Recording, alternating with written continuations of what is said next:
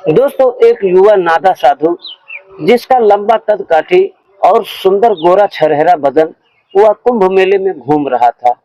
तभी उसने सामने से देखा कि दो महिलाएं आ रही हैं।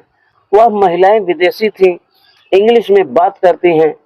किसी व्यक्ति से अगर पूछती हैं तो हर व्यक्ति इंग्लिश नहीं जानता है।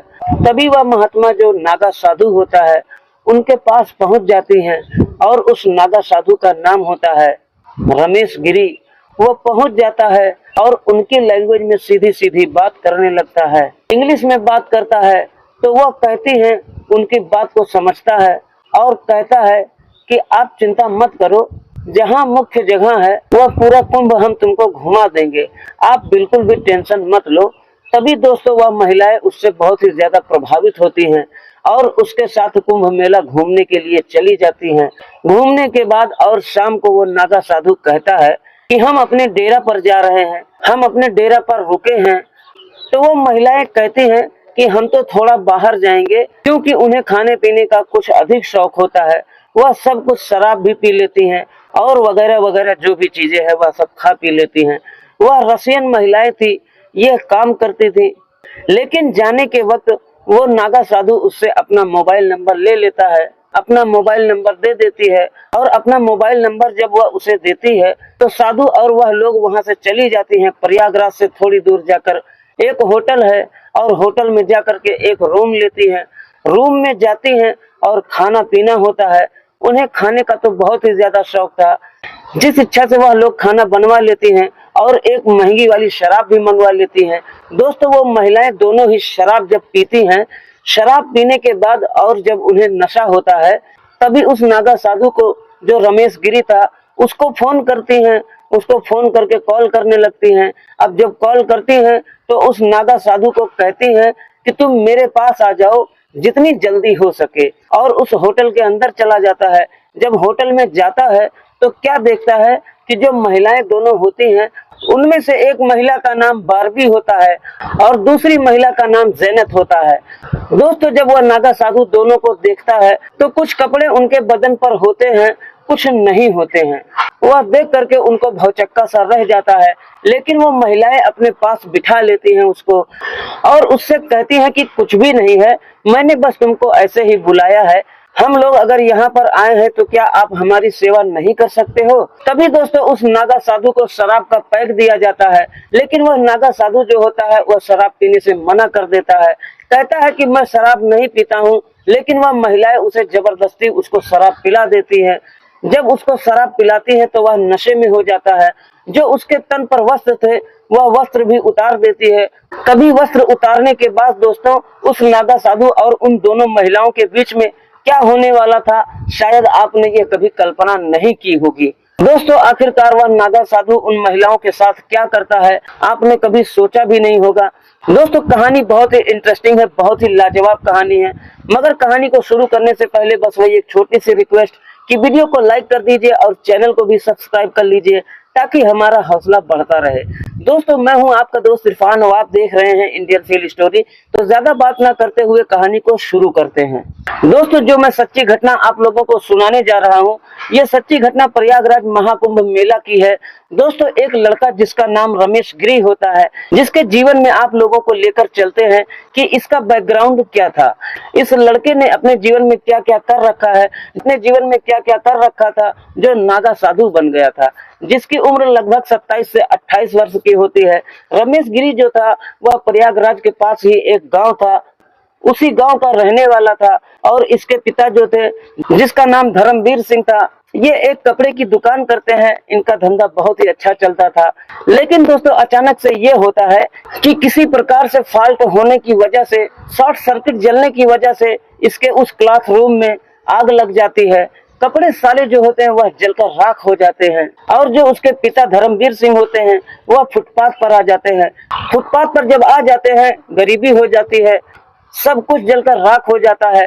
जो उसका लड़का होता है, जो रमेश गिरी होता है, इसने क्या करना चाहिए, तभी गांव में जाता है, एक पैसे वाले व्यक्ति से लगभग 3-4 लाख रुपए लेता है कहता है कि मैं ब्याज के दर से आपसे हम पैसा ले रहे हैं, मैं आपका पैसा वापस कर दूंगा। हमारे पिता को बहुत बड़ा सदमा लगा है, अगर हमारे पिता को फिर से पैसा मिल जाएगा तो दुकान शुरू हो जाएगी।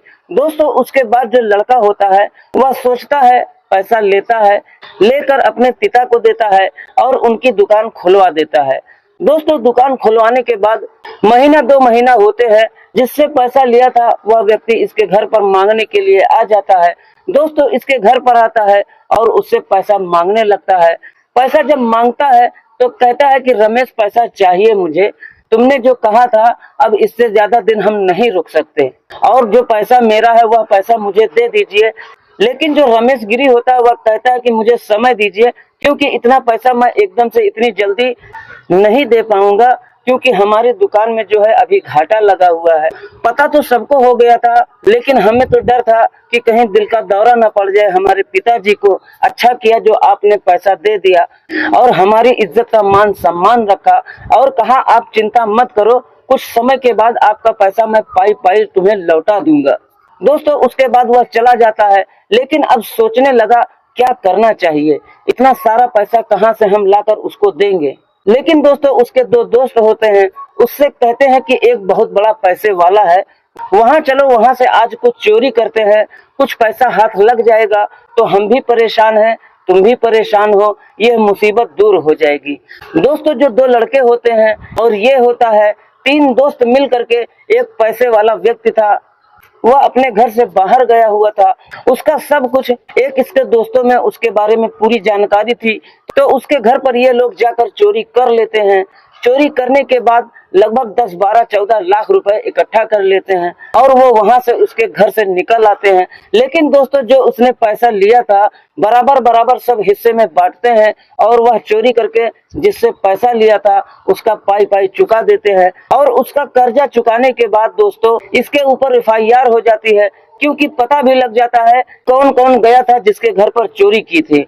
उसके बगल में ही एक CCTV कैमरा लगा हुआ था, तो ये तीनों लड़कों की जानकारी हो जाती है। अब ये बचने के लिए क्या करे, वह 2 लड़कों का तो पता नहीं कहाँ चले जाते हैं। ये सोचने लगता है कि क्या करना चाहिए, क्या नहीं करना चाहिए, और अगर हम पकड़े गए तो बहुत बड़ी मुसीबत में आ जाएंगे। तभी एक साधु बन जाता है और साधु बनने के बाद एक आश्रम पर रहने लगता है, अपना भेष बदल लेता है और भेष बदलकर साधु बन जाता है। लेकिन इसमें सब कुछ छुप जाता है। दोस्तों साधु बन करके प्रयागराज में महाकुंभ जाता है। ये दिन होता है 27 जनवरी 2025 का। 2025 27 जनवरी को ये कुंभ मेले में घूम रहा था। कुंभ मेले में घूमते घूमते लोग जा रहे थे, स्नान कर रहे थे, सब कुछ बड़ा ही अच्छा था। तभी ये रसियन 2 महिला आती हैं जिनका नाम बार्बी और जेनत होता है। ये भी आ जाती हैं, भीड़ भाड़ होती है। मेला में इधर उधर सौदा खरीद रही थी, लेकिन गाइड करने के लिए इन्हें कोई आदमी नहीं मिल रहा था, इनको कोई बताने वाला कोई व्यक्ति नहीं मिल रहा था। तभी ये जो रमेश गिरी साधु होता है ये वहां पर पहुंचता है और पूछता है। जैसे ही वह बोलती है तैसे फर्राटेदार इंग्लिश ये भी बोलने लगता है। शुद्ध इंग्लिश में बातें जैसे हिंदी में करता था वैसे इंग्लिश में वो उनकी बात को समझ रही थी और ये उनकी बात को समझ रहा था। तभी ये कहता है कि आप घबराओ नहीं, आप चिंता मत करो, मैं तुम्हें पूरा कुंभ मेला घुमा दूंगा। वो लड़का जो होता है दोनों रसियन महिलाओं को लेकर, जिसका नाम बार्बी होता है और जिसका नाम जेनत होता है, लेकिन फिर भी पूरा कुंभ मेला नहीं घूम पाते हैं। उसके बाद शाम हो जाती है। इन महिलाओं को कुछ खाने पीने का अधिक शौक लगा था, ये बहुत ही ज्यादा अधिक खाती पीती हैं। वह कहती हैं कि यहाँ से मुझे कहीं बाहर होटल में रुकना है, हम होटल में ही कहीं रुकेंगे। तो ये वहां से निकल करके, कुंभ मेला से निकल करके बाहर चली जाती है। एक 5 स्टार होटल होता है, उसमें एक कमरा बुक कराती है और उसके मालिक से बात करती है, तो इन्हें रूम मिल जाता है। क्योंकि बहुत ही अधिक पैसे थे, पैसों की कमी थी नहीं, और उन्हें रूम मिल जाता है। रूम मिलने के बाद दोस्तों ये जो महिलाएं होती हैं अब खाना पीना खाती हैं और महंगी वाली शराब भी मंगा लेती हैं। जब दोनों महिलाएं शराब मंगाती हैं, मंगाने के बाद जब वो लोग पीती हैं, पीने के बाद जब उनको नशा होने लगता है, और नशा होने के बाद जब वो रमेश गिरी जो साधु होता है उसका गोरा और छरहरा बदन उसके नजर में आने लगता है, वह उनकी नजरों में घूमने लगता है। तभी वह उसको फोन कॉल करती है, क्योंकि उसके पास उसका मोबाइल नंबर था ही, क्योंकि उसने मेले में ही उसका मोबाइल नंबर ले लिया था। दोनों एक दूसरे का मोबाइल नंबर ले लेते हैं। दोस्तों जब उस नागा साधु के पास फोन जाता है, लगभग 8:30 से 8:45 के बीच का टाइम हो रहा था, तभी उससे कहा जाता है कि तुम हमारे पास फलाने फलाने होटल में फला रूम नंबर है, हमारे पास आ जाइए। दोस्तों वह दोनों रसियन महिलाएं पूरा एड्रेस उसको बताती हैं और वो जो नागा साधु होता है वो वहां से किसी प्रकार से 1 से 1.5 घंटे के अंदर उनके पास पहुंच जाता है। और जब उसके पास पहुंच जाता है, क्योंकि वह नागा साधु भी युवा था, यंग था, पता नहीं था कि वह संकट में आ जाएगा। जब वो वहां पर पहुंचता है और पहुंचने के बाद जब देखता है उस रूम में जा करके, तो उसकी आंखें फटी की फटी ही रह जाती है और वो भौचक्का सा रह जाता है उन महिलाओं को देख करके, क्योंकि टेबल पर शराब की बोतल रखी हुई थी और वह भी जिनके तन पर कुछ भी वस्त्र नहीं थे, कुछ भी नहीं थे। वह दोनों महिलाएं बिल्कुल नग्न अवस्था में थी। दोस्तों यह देख करके वह हैरान हो जाता है, उसकी आंखें फटी की फटी ही रह जाती हैं। आखिर में उन सबसे कहता है कि ये सब क्या है। तभी वो दोनों महिलाएं जो होती है उसको अपने पास बैठा लेती हैं, इंग्लिश में बात करती हैं और उससे कहती हैं कि कुछ नहीं, खा पी लो। तभी जो साधु होता है वह कहता है कि ऐसा नहीं करेंगे, लेकिन जब शराब पीने के लिए कहा जाता है तो वह मना कर देता है। लेकिन फिर भी जब उस साधु को ज्यादा प्रेशर डालती हैं तो वह शराब को पी लेता है। और जब शराब पी लेता है, लेकिन जो दोनों महिलाएं थी वह कहते हैं कि आज हमारे साथ तुम रोमांस करो। लेकिन दोस्तों जो रमेश गिरी होता है पहले ही इन दोनों महिलाओं को अपनी नजर में भरे हुए था और उन दोनों को पसंद करने लगा था। वह चाह रहा था जो चाहता था और वह होने भी लगा था। दोस्तों आप लोग बखूबी समझ रहे होंगे। दोस्तों शराब पीने के बाद वह रात भर उनके पास रुकता है और रुकने के बाद जो भी होता है उनके साथ संबंध भी बनते हैं। उन दोनों के साथ में रमेश गिरी अकेले संबंध बनाता है। संबंध रात भर बनते हैं। दोनों महिलाएं उसके साथ में संबंध बना रही थी। जो बारबी और जेनेट थी, सबसे पहले तो उन्हें बहुत अच्छा लग रहा था, चरम सुख आ रहा था, उन दोनों को बहुत ही अच्छा लग रहा था। पूरी रात दोनों महिलाओं ने उस नागा साधु के साथ जो भी किया पूरा आनंद लेती हैं। और संबंध बनाने के बाद सुबह जब ये लोग होटल से निकलते हैं 9 बजे, गंगा में स्नान करने के लिए पहुंच जाते हैं। संगम पर पहुंचने के बाद फिर पूरी रात जो होता है, पूरा दिन जो होता है, मेले में घूमते रहते हैं। वो दोनों महिलाएं फिर से दूसरे दिन होटल को बुक कर लेती हैं। लेकिन दोस्तों जो रमेश गिरी होता है, इसका तो पहले से ही वारंट निकला हुआ था, इसने चोरी कर रखी थी। तो दोस्तों इसे नहीं पता था कि अब मुझे मेरे साथ क्या हो सकता है, इसने कभी कल्पना नहीं की होगी। तो दोस्तों महिलाएं जाती हैं, इसी प्रकार फिर से 2-3 दिन बाद उसको कॉल करते हैं और उसको बुलाते हैं। लेकिन जब वह वहां पर पहुंचता है और पहुंचने के बाद उसे बुला लेती हैं, जब उसको बुलाती हैं, लेकिन वहां पर जैसे ही नागा साधु पहुंचता है, लेकिन वहां पर जो पुलिसकर्मी होता है इसे पहचान लेता है।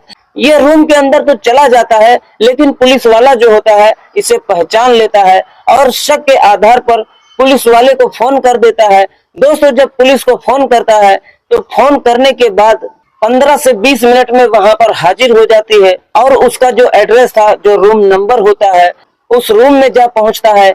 लेकिन ये तीनों लोग उस समय अपना कारोबार शुरू कर रहे थे, तीनों लोग संबंध बना रहे थे एक साथ में। दोस्तों उसी समय ऐसा होता है कि उसी के गेट पर दस्तक होती है, कमरे के दरवाजे की बेल बजती है।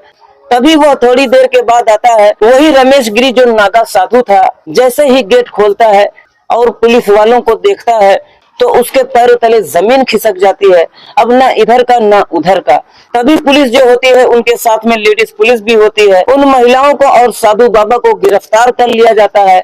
इन्हें पकड़ लिया जाता है और उन महिलाओं से पूछताछ किया जाता है कि आखिरकार तुम ऐसा क्यों कर रही थी, कारण क्या है। तब वह कह रही थी कि मैंने ही इसे बुलाया था और मेरी ही इच्छा से ये मेरे साथ ये सब काम कर रहा था और मैंने ही, ये मेरी इच्छा थी, मैंने अपने चरम सुख के लिए इसे बुलाया था, इसका कोई दोष नहीं है, इसे छोड़ दीजिए। लेकिन दोस्तों जब उसका प्रूफ लिया जाता है, सब कुछ डाटा निकल करके सामने आ जाता है कि इसने ही चोरी की थी, ये एक चोर किस्म का आदमी है, तो उसे पुलिस वाले अरेस्ट कर लेते हैं, उसको अपनी कस्टडी में ले लेते हैं। लेकिन दोस्तों जो महिलाएं होती हैं, पुलिस वालों को कुछ पैसे देने की कोशिश करती हैं, लेकिन पुलिस वाले कहते हैं कि इसमें पहले चोरी की थी और यहाँ आकर साधु बन गया है। तो दोस्तों उन महिलाओं को छोड़ दिया जाता है, लेकिन पुलिस वाले उसको अरेस्ट कर लेते हैं और अरेस्ट करने के बाद उसने जो चोरी की थी वह सारा सीडी निकाल करके, वीडियो निकाल करके सब कुछ दिखाया जाता है। जब उससे सख्ती से पुलिस अपने तरीके से पूछती है तो हर बात वह बताने लगता है और बताने पर मजबूर हो जाता है। उसके जो दोस्त होते हैं उनका भी नाम बताता है, वो भी पकड़े जाते हैं जो उसके दोस्त होते हैं। दोस्तों इनके साथ क्या होने वाला है, आगे क्या कार्रवाई होगी, जज साहब इसके बारे में क्या करेंगे, आगे की कहानी क्या होगी। तो दोस्तों आज की ये रही कहानी, आप लोगों को कैसी लगी? अगर जरा सा भी अच्छी लगी हो तो प्लीज वीडियो को लाइक करें और चैनल को भी सब्सक्राइब कर बेल आइकन को जरूर प्रेस करें। दोस्तों इस कहानी को सुनाने का मकसद किसी को भी परेशान करना नहीं है और ना ही इस कहानी से किसी का कोई लेना देना है।